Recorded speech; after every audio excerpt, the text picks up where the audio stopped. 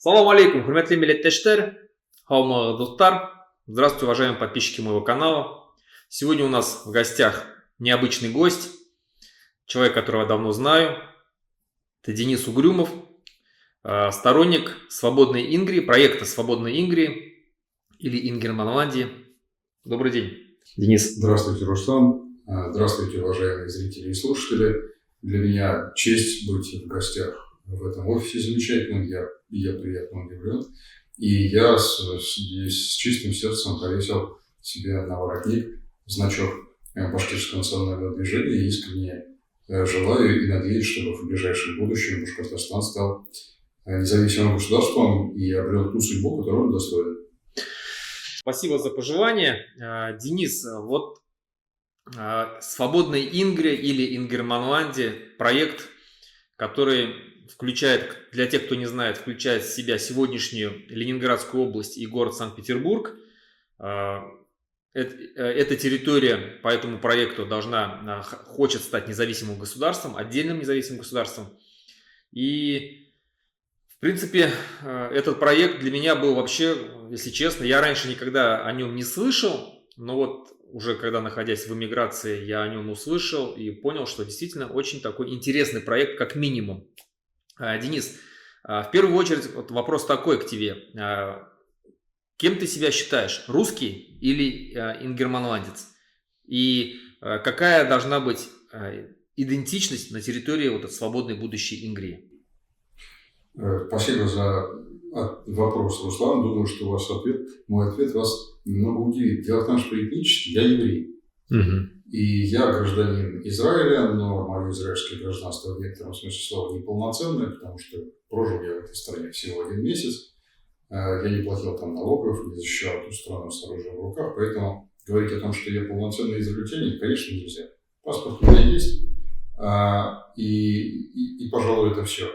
Что касается культурной самоидентификации, я, конечно, человек русский, а, наверное, точнее сказать, российский.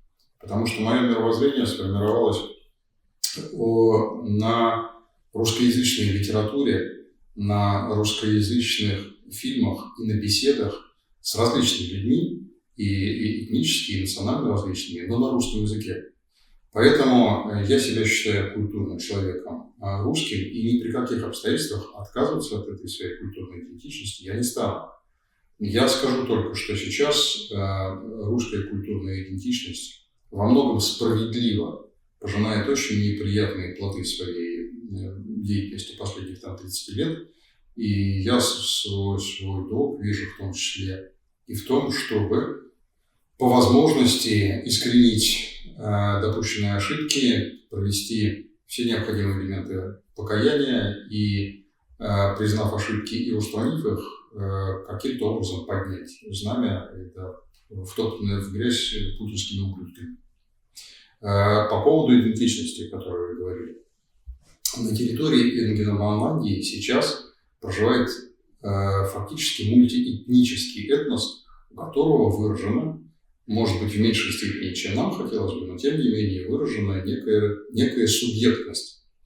Она реализуется прежде всего в том, что люди, проживающие в Санкт-Петербурге и в Ленинградской области, всегда считали себя значительно отличающимися от Москвы и воспринимали и москвоцентричность, и так называемую московскость как антитезу самим себе.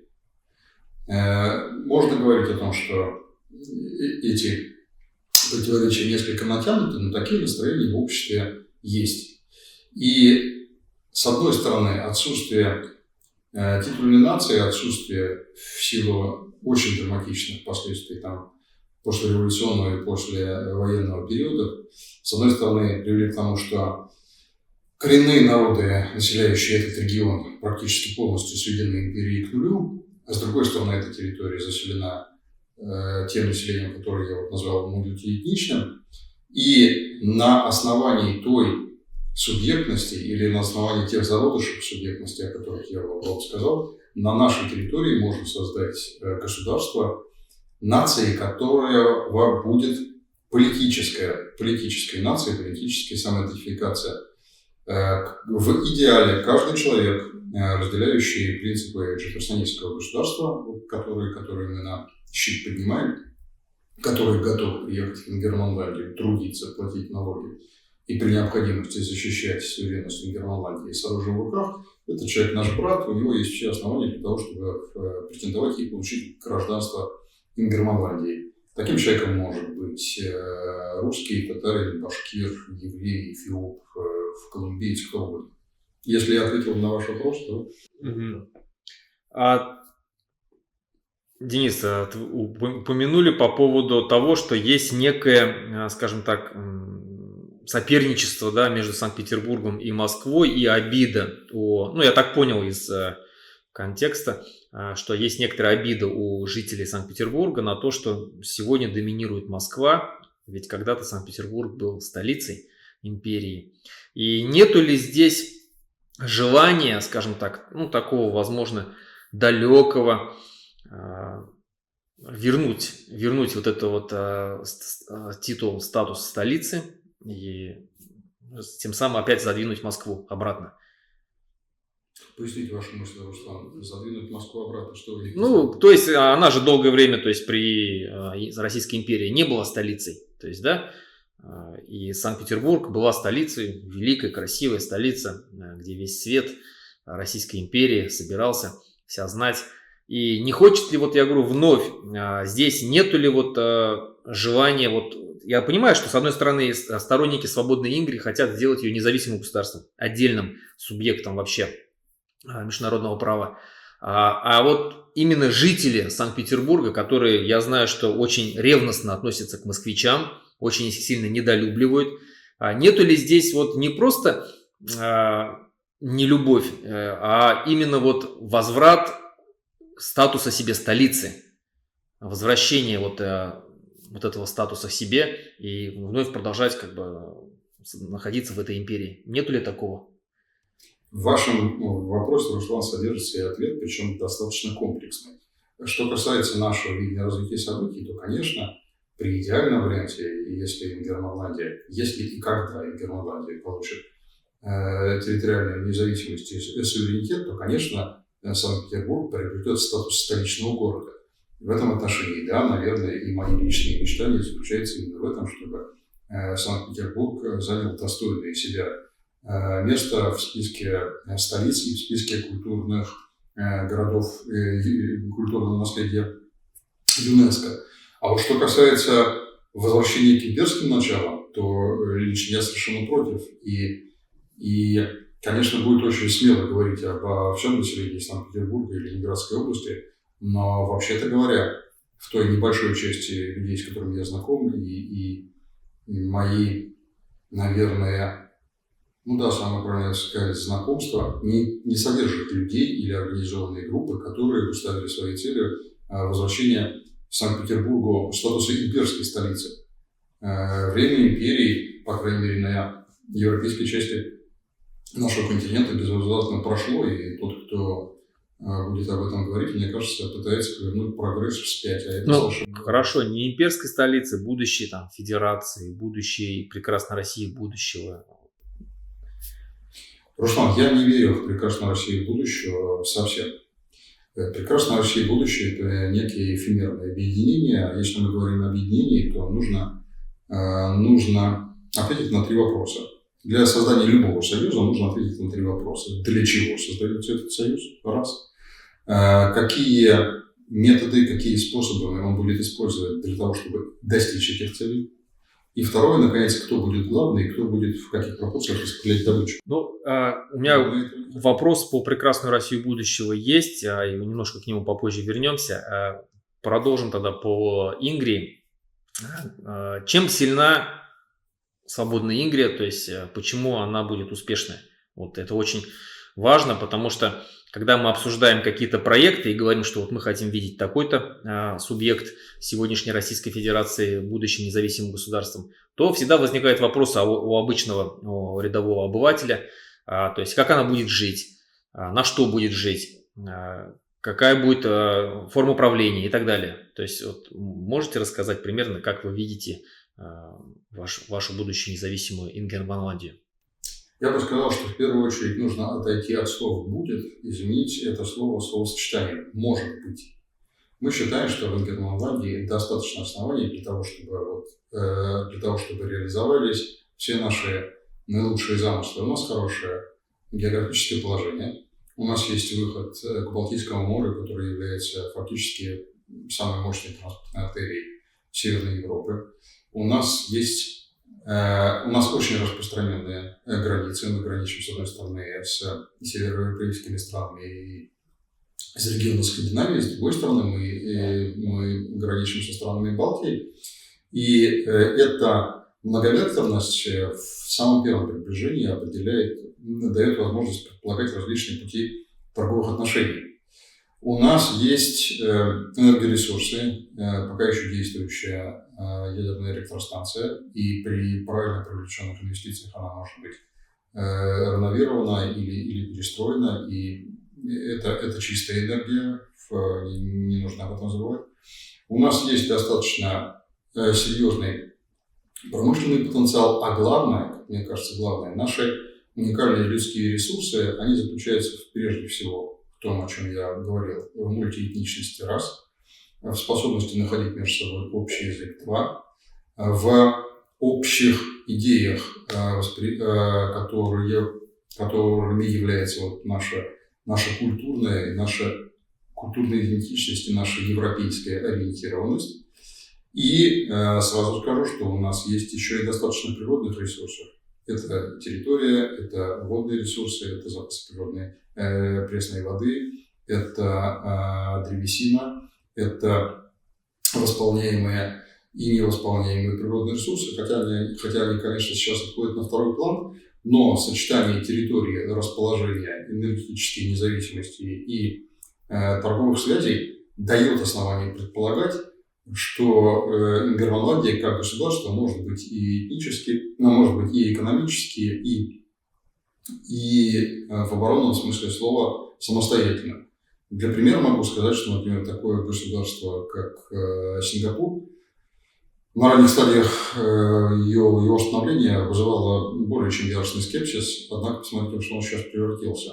И что касается моих сограждан из Израиля, то силами многих народов, которые на этой территории сейчас проходят, в общем, бесплодная пустыня превращена в место, где население растет, где развивается промышленность, где высокий научный потенциал, несмотря на то, что в Израиле практически полностью отсутствуют природные ресурсы. Я не хочу ставить Израиль в пример, я просто хочу сказать, что если сравнивать количество населения, место расположения, климатические условия и природные ресурсы, то положение Ингерманландии гораздо более выигрышное. Угу. В таком случае, как она будет обретать независимость? Какой вы видите процесс? При каких условиях она станет независимой? И как это будет происходить? До обретения Ингерманландии независимости нам предстоит пройти достаточно большой путь. Наиболее слабым местом на настоящий момент является неполное понимание нами того, какой процент наших, наверное, можно сказать, соотечественников или наших земляков действительно ставит во главу угла получение полноценной территориальной независимости и государственного суверенитета.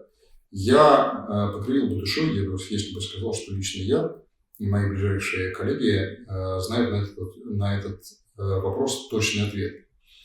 Для того, чтобы отвечать на вопрос, заданный вами, Руслан, как именно будет получаться независимость, нужно ответить себе на вопрос, предварительно сформированный мной. Сколько процентов нашего населения хочет этой независимости и в каком виде они готовы ее воспринять?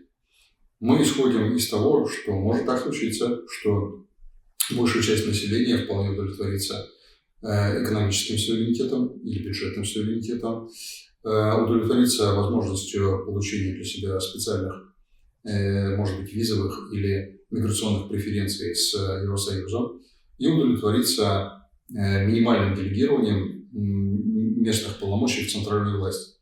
Если большая часть нашего населения будет стремиться к такому развитию событий, то и методы его достижения, они будут не такими радикальными, о которых в глубине души я бы мечтал.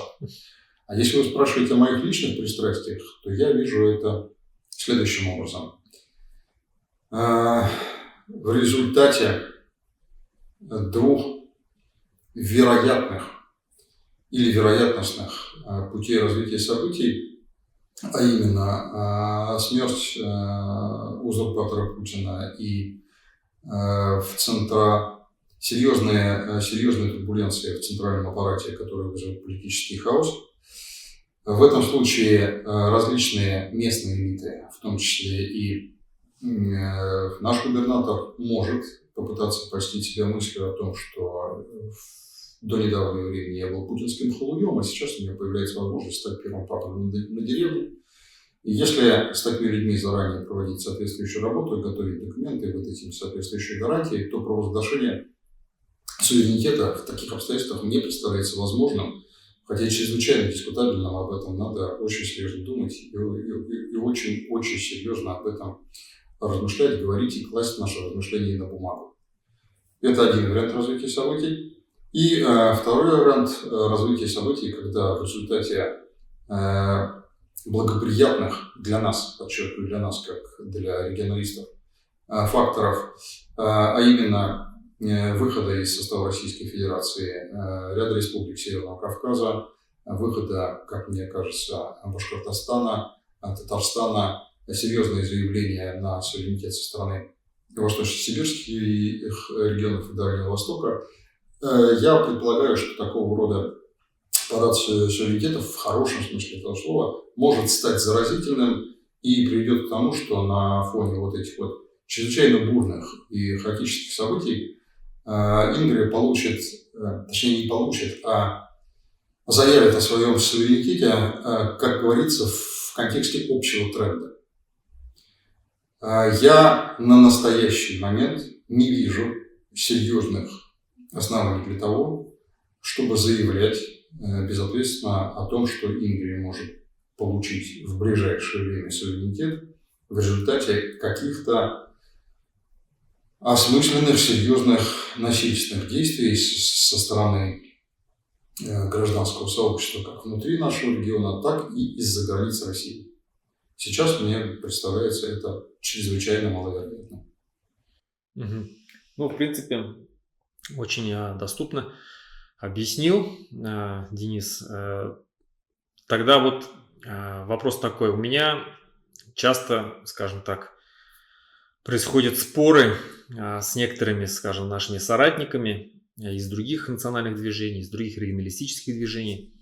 И здесь, скажем так, сейчас как бы правильно сформулировать грамотно, я объясняю им так, что русский народ, он на сегодняшний момент имперский, к сожалению, имперски настроенный, который видит всю Россию своей страной, своим государством и держится за нее, считаю, единой и неделимой. Вот даже те же самые, если взять сторонники прекрасной России будущего, сегодняшние либералы так называемые. И я считаю так, что для того, чтобы Россия, чтобы русский народ сохранился, вообще стал нормальным, то есть чтобы его излечить от этого имперского недуга, у него должно появиться свое собственное русское государство. Свое собственное русское государство и желательно, конечно же, на тех территориях, где они, исконно откуда они вышли, скажем так, да, условно там границы, еще раз говорю, обговариваются, это условно московское государство прошлое, там до захвата, до аннексии, там Казани, Казанского ханства. Вот. В этих условно территориях, если, скажем, создастся русское государство, как вы считаете, такой вообще вариант развития событий жизнеспособен ли? Согласится ли на это русский народ? Или все-таки он вот до такой степени имперский, что он будет бороться за единую и неделимую? Руслан, вы поднимаете чрезвычайно интересную тему, и боюсь, что я не смогу быть кратким, отвечая на ваш вопрос. Первое. Я не считаю русский народ имперским. Я с вами согласен в том, что в среде русскоязычных людей, этнически русских или не совсем русских, очень много представителей извращенного мировоззрения, людей с измененной пропагандой, измененным пропагандой и мировоззрением, которые действительно и разделяют те настроения, о которых вы говорили. Но есть и другие люди, и которым имперские идеи не близки. Я сейчас не могу говорить об этом с полным основанием, но до моего отъезда из России, это случилось в 2011 году, после войны с Грузией, моя работа была связана с большим количеством командировок. Я исколесил всю Россию от Петрозаводска до Петропавловска. И я могу вам сказать, что с некоторой натяжкой ваши сведения об имперском нарративе действительно могут быть применены к центральной части России и сосредоточенной вокруг Москвы. Однако вы не встретите таких настроений, столь же сильно выраженных, например, в Перми, в Екатеринбурге, в Иркутске, я уже не буду говорить там про Улан-Удэ или Петропавловск-Камчатский. Фактически эти регионы всегда чувствуют себя анклавами или инклавами. Старая советская шутка о том, что внимание, внимание, говорит Москва, остальные работают, она, в общем, в некотором смысле сильна и до сих пор. Регионы России никогда не чувствовали себя носителем имперского духа, а вот жертвы имперского духа, многие из них себя ощущали и ощущают на сегодняшний момент.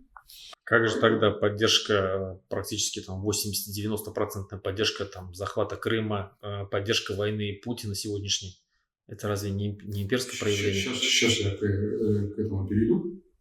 И повторюсь, что да, люди, которые такие идеи разделяют, есть. Однако провести грань между теми, кто эту идеологию разделяет полностью, кто ее разделяет частично или кто является ее противником, как я, эту грань провести чрезвычайно сложно, может быть, не удастся совсем.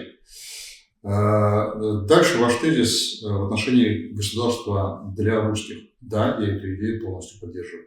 Я вообще себя считаю человеком с простым принципом в этом отношении.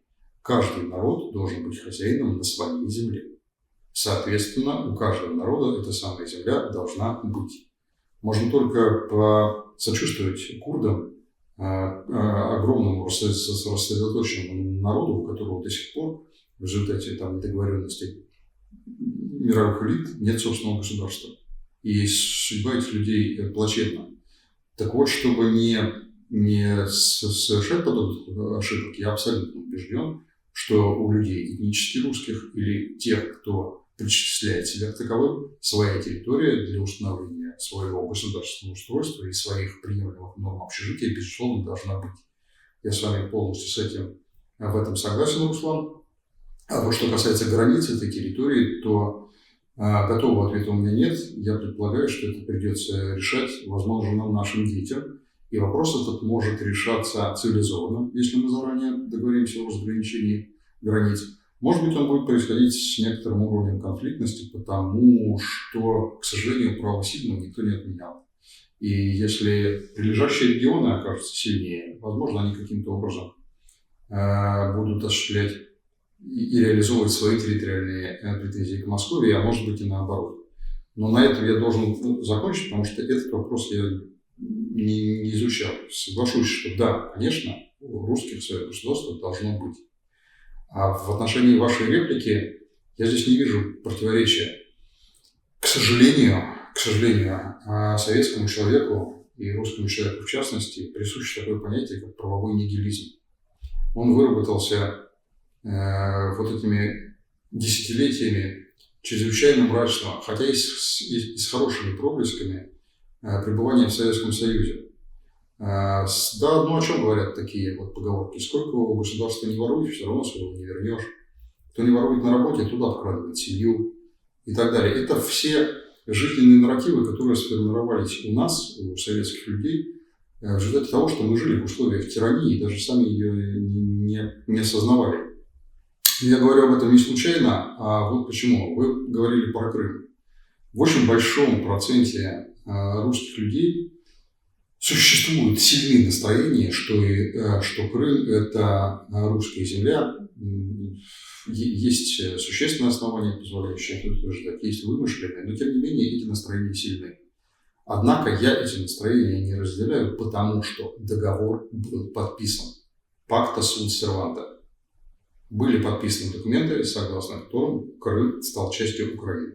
Лично для меня это неоспоримо и неоспариваемо до тех пор, пока не подписаны иные документы. Крым де юре часть Украины и должен либо вернуться под юрисдикцию своего государства, либо должны быть подписаны какие-то другие документы, которые определяют его иной статус. И до тех пор, пока это не подписано, Крым украинский. И я подчеркиваю, в правовом сознании там, европейского человека и человека, может быть, так просто современного, далеко не всегда юридические предписания соответствуют нашим пожеланиям. Но если в документе лежит подпись, надо его исполнять.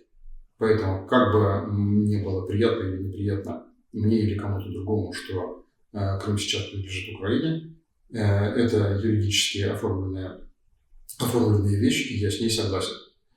Для того, чтобы поколебать уверенность россиян в том, что мы можем забрать свое, потребуются годы и потребуется то, что называется просвещение или иллюминация. Принцип Pacta sunt servanda должен стать определяющим определяющим принципом нашего будущего развития. Если мы ни во что не ставим свои юридически оформленные договоренности, значит, права на прогресс, возможности к прогрессу у нас нет. Если я ответил, то ответил. Но тут, получается, спор за Крым идет между Россией и Украиной. Крымские татары. Вы знаете, крымские татары для меня лично, я не знаю совершенно детали истории этого народа, но эта история трагическая, чтобы не сказать горестная. Если вы мне позволите... Просто сейчас я как бы разовью немножко свои мысли. Просто получается, если русские, как по вашим словам считают Крым своей землей, соответственно, они же считают ее своей землей по какому праву? Они ее завоевали. То есть когда-то Екатерина II завоевала Крым. Соответственно, завоевав, они считают его своим. Ну, также можно то же самое говорить и про Татарстан, некогда Казанское ханство, и про Кавказ, и про Сибирь и так далее. Почему тогда Крым не крымских татар?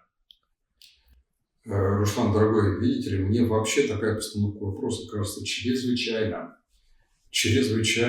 зыбкой. Мы с вами прекрасно знаем, что Золотая Орда фактически завоевывала все территории, на которых сегодня находится Российская Федерация. Давайте вернемся к вопросу о том, что в Монголии и там, часть алтайских и центральноазиатских народов, которые в нее входили, имеют право на территорию России на том простом основании, что они ее когда-то завоевали. Мы же так вопрос не ставим. Точно так же я совершенно не ставлю вопрос о том, что у России есть право на Крым, потому что когда-то она его завоевывала. В моем миропонимании так вопрос не стоит. Мир развивается, и международные договора имеют значение сегодня. Они могут поменять свое значение завтра. Но в контексте того, о чем вы меня спрашиваете, я бы применил такой расширенный термин, крымчане, в том числе крымские политическая нация. Политическая и, наверное, территориально-политическая нация. Это люди, которые там живут. И даже не так уж важно, насколько древны их корни на этой земле. Это, конечно, имеет значение, но не определяющее. Потому что если человек приехал в Крым, будучи младенцем, или его родители приехали в Крым, но они являются юридическими субъектами этой территории, содержат ее, платят налоги и находят в себе силы для нормального добрососедского существования с другими населяющими эту территорию людьми, значит, они крымчане. И им решать, как они управляют своей землей, как они на ней живут. И греки ли это, крымские татары, русские, евреи или армяне, лично для меня не имеет никакого значения. Но я допускаю, что кто-то смотрит на это и по-другому. Хорошо, тогда перейдем немножко к другому. Тоже очень такая волнующая тема. Сторонники, как я лично считаю, что почему проиграли белые во время гражданской войны, потому что они были сторонниками единой и неделимой России и отказались вести какие-либо переговоры с национальными движениями. Мы помним, да, генерал Маннергейм предлагал 100 тысяч штыков для того, чтобы освободить Петроград. Колчак отказался и, в принципе, совершил ошибку, как я считаю. Также Колчак своим, скажем так, указом, приказом расформировал все национальные правительства, расформировал все их армии, что вынудило то же самое башкирское правительство идти на соглашение с советами, которые признали Башкирскую республику автономной республикой, и что обрушило, в принципе, фронт по всему Уралу, чем воспользовались потом красные. Вот здесь аналогия с сегодняшним временем. Не, скажем так, есть, мы знаем, что сторонники прекрасной России будущей, так называемой, которые когда-то обозначил Алексей Навальный, покойный оппозиционер. И сегодня очень многие говорят о ней, хотя, в принципе, как вы до этого правильно сказали, у них нету даже какой-либо четкости и ясности, что это за прекрасная Россия будущего, как она будет выглядеть, что она из себя будет представлять. Но в то же время вот их нежелание учитывать национальные и региональные движения, их желание и стремление вот именно удержать единую и неделимую Россию, не сыграет ли с ними злую шутку и в этот раз? Или у них есть все шансы, скажем так, пользуясь поддержкой Европы, Америки и так далее, удержать Россию?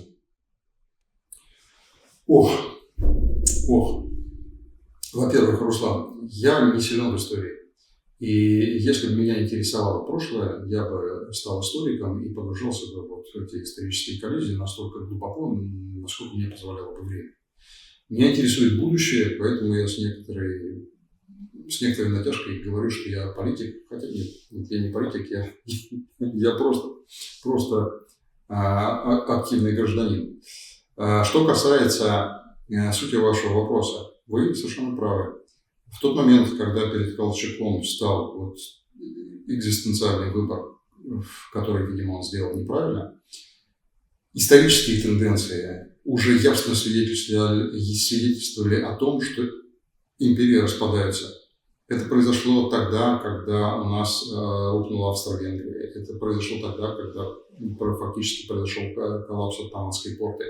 Все свидетельствовало о том, что стремление народов и наций к самоопределению необходимо учитывать. И политическая слепота людей того времени, в общем-то, вы правы, в значительной мере предопределила крах их движений. Что касается сегодняшних адептов прекрасной России будущего, то разница между представителями белого движения и нашей сегодняшней либеральной оппозиции чрезвычайно широка. Люди того времени были представителями белой кости в хорошем и в плохом смысле этого слова. Они готовы были сражаться за свои убеждения, проливать кровь, и в том числе и погибать за свои убеждения. И в ужасы ледяного похода и ужасы гражданской войны, в общем, они ни для кого не секрет. К сожалению, подобной решимости наши представители российской... К сожалению или к счастью ли? Ну да, возможно и то, и другое, но таких потенций от наших коллег по цеху мы не видим совершенно. Я вообще возьму на себя смелость сказать, что я сильно сомневаюсь, что декларируемые ими принципы являются отражением их внутренних настроений. Я допускаю, что все вещи, которые говорятся о прекрасной России будущего, о необходимости сохранения федерации, государственной целостности и реформирования сегодняшней российской государственной машины, все эти вещи произносятся только потому, что международные институции лево-демократического толка щедро за это платили до недавнего времени. Возможно, что европейские фонды продолжают еще это делать, но администрация Трампа перекрыла кран и лишилась на этом мощном финансовом потоке. Давайте посмотрим, что будут говорить наши либеральные коллеги сейчас. Я вообще не исключаю, что очень многие из них просто исчезнут с политического небосклона, потому что являлись, по большому счету, платными пропагандистами, отрабатывающими не те идеи, которые для них важны, а те идеи, за которые платят. Но я начинаю повторяться. Что касается прекрасной России будущего, вернемся к трем вопросам, которые чрезвычайно важны в формировании любого союза. с какой целью создается союз, для чего мы объединяемся. Второе. Когда мы объединимся, каким образом мы будем достигать тех целей, ради которых объединились. То есть какой инструментарий, какие методы мы будем использовать. И, наконец, третий вопрос. Кто главный? Кто и в каких пропорциях распределяет образовавшиеся в результате нашего объединения блага? Вот ответ на эти три вопроса наши оппозиционные коллеги не представляют. Но за исключением, безусловно, уверенности в том, что блага будут распределять они. И, наверное, возьму на себя смелость сказать, что львиную долю тех благ они собираются оставить за собой. Но давайте, я не буду критиковать людей, которых нет сейчас с нами за столом, потому что у них наверняка есть контраргументы, а мы не даем возможности их высказать. В случае, если наши политические визави или какие-то другие политические деятели смогут разработать и представить убедительную и, подчеркиваю, доказанную эффективную схему для каких-то объединений, я не исключаю, что такие объединения могут возникнуть. Но, подчеркиваю, они возникают только на основании программы и на основании конкретных благ, которые в результате этой программы должны получить объединяющиеся стороны. И второе, и самое главное, эти объединения могут возникнуть только после предварительного размежевания и только добровольно. Никто, ни у кого не должен спрашивать разрешения на выход из федерации. Точно так же, как никто никому не должен говорить о том, что мы позволим тем или иным субъектам осуществить этот самый выход на тех или иных условиях. Для меня это неприемлемо. Каждая сущность, могущая отличить свободу от несвободы, должна иметь право быть свободной. Это мой девиз. Если после размежевания Татарстан захочет объединиться с Башкортостаном, и обе стороны увидят для себя какие-то выгоды от этого объединения. Я сейчас умозрительную картину рисую. Выгоды явственные для обеих сторон. То такое объединение может сформироваться. Сейчас, возвращаясь к вашему вопросу, я не вижу от представителей прекрасной России будущего хоть сколько-нибудь логичных примеров того, для чего нужно сохранять имеющуюся Российскую Федерацию или для чего ее нужно переформатировать и создавать новые союзы. Пока никаких, как молодежь говорит, плюшек я не вижу, но, возможно, я чего-то не знаю. Но вот некоторые представители российской оппозиции уже, в принципе, говорят о том, что те, кто хочет, пусть выходят из состава Российской Федерации. Но для этого должны быть какие-то правовые механизмы, как, допустим, референдумы. Как вы смотрите на референдумы? Должны ли они проходить при выходе из сегодняшней Российской Федерации или нет? Руслан, я очень положительно смотрю не на референдумы, а на то, что вы вначале сказали, на правовые механизмы. Действительно, я считаю, что тот или иной субъект сам в себе должен на основании каких-то внутри им принятых правовых механизмов определять, насколько население этого субъекта или территориального образования действительно хочет независимости. Это то, о чем мы с вами уже говорили. Мы пока не знаем, как обстоят дела в нашем регионе, но если в результате наших внутренних правовых процедур мы придем к выводу, что в Ингрии запрос на территориальную независимость превалирующий, то ни у кого спрашивать разрешение нам ни к чему. Мы просто декларируем государственность. То есть вам никто не может указать, вот хотите независимости, проводите референдум и на основании волеизъявления граждан отсоединяетесь, либо остаетесь. Вы совершенно правы, Руслан. В моей картине мира никто извне нам этого сказать не может. Если кто-то извне нам это говорит, мы это просто игнорируем. Для нас это не важно. Я тоже сторонник того, что никто нам не может указать, проводить нам референдум или не проводить. И к тому же, когда у меня возникают такие споры с теми, кто навязывает нам такие референдумы, я всегда обычно им говорю, давайте, я вот как историк, да, всегда люблю опираться на исторические факты. Вспомним, Российская Федерация вообще образовалась ли сама с помощью референдума или нет. Но если вы требуете от кого-то референдум, так вы сперва сами проведите референдум или вообще посмотрите в историю, был ли у вас у самих референдум такой. Вот, да, и как бы, наверное, заключительный вопрос, это о нас, то есть, так как я представитель все-таки башкирского национального движения, хотел бы задать вопрос со стороны. Не знаю, насколько вы осведомлены вообще о нашей ситуации, о наших республиках, но какие шансы вообще есть, у кого какие есть шансы среди национальных республик. И, конечно, и в первую очередь я имею в виду, конечно же, здесь Поволжские республики, в которые входят и Татарстан, и Башкортостан в том числе. Руслан, ваш регион, и Поволжский, и Башкортостан, и Татарстан, я считаю наиболее благодатным для получения суверенитета, и вот почему. С одной стороны, национальный вопрос в этих регионах, в общем-то, более или менее четко препарирован.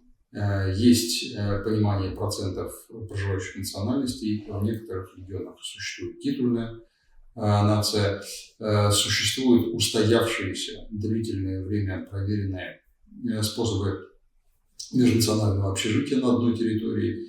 И еще, что чрезвычайно важно, существует объединяющая религия. Не важно, является ли это мусульманством, христианством, шаманизмом, буддизмом и так далее. На территории этих регионов есть основная религия, и это, с моей точки зрения, это очень и очень хорошо. Для меня нет, наверное, более развращающего, более деструктивного явления для человеческого общежития, для человеческого общества, чем атеизм. Но я никому свою точку зрения не навязываю. Так вот, ваши регионы, имеющие вот те условия, о которых мы сказали, как мне кажется, имеют наибольший потенциал для получения, или, наверное, правильно сказать, обретения в борьбе своей независимости и территориальной целостности, и, как мне кажется, в сообществе с другими странами и сообществе национальном, как, допустим, тюркскими народами, и сообществе религиозном, развивать международную интеграцию и, в общем, развивать, усиливать, увеличивать свой государственный суверенитет, свою самость, свою экономическую и военную состоятельность. Я от всей души желаю успехов вам на этом пути. Что касается других регионов, то вот, что в отношении Ингрии я уже сказал, мне кажется, у нас есть все основания для создания на нашей территории государства нового типа. Я знаю, что подобные настроения присутствуют, нельзя назвать, что сильны, но присутствуют в некоторых регионах и Центральной Сибири, и Восточной Сибири. Такие настроения есть в Бурятии. И дальше, к сожалению, моя компетенция не слишком-то далеко заходит, но слабые места я тоже могу обозначить.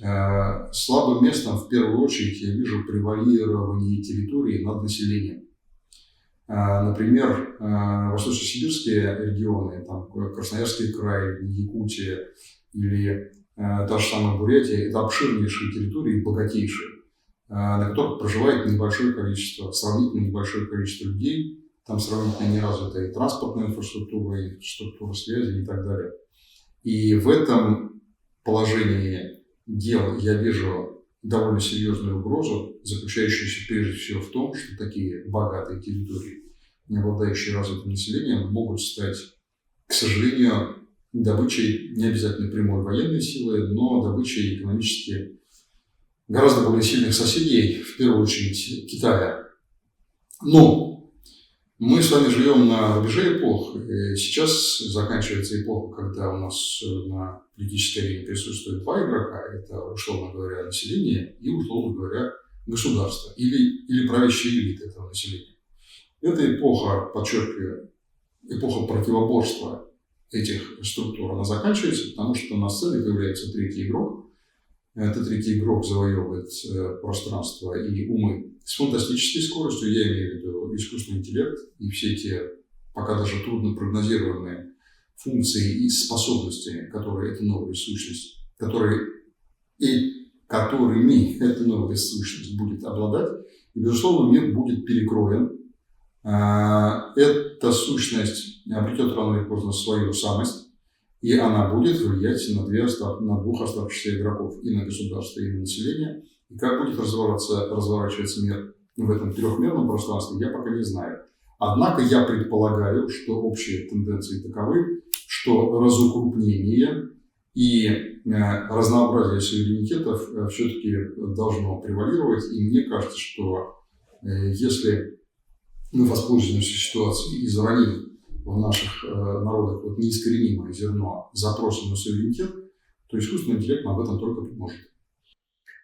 Ну, спорно по поводу ваших тезисов насчет того, что огромные территории могут стать проблемой для малочисленных народов, ну, потому что если взять Монголию, в Монголии проживает всего 4 миллиона, но это очень огромное государство по территории. Казахстан занимает 9 место в мире по территории, там всего 20 миллионов человек живет, вот, а что для такой территории очень мало.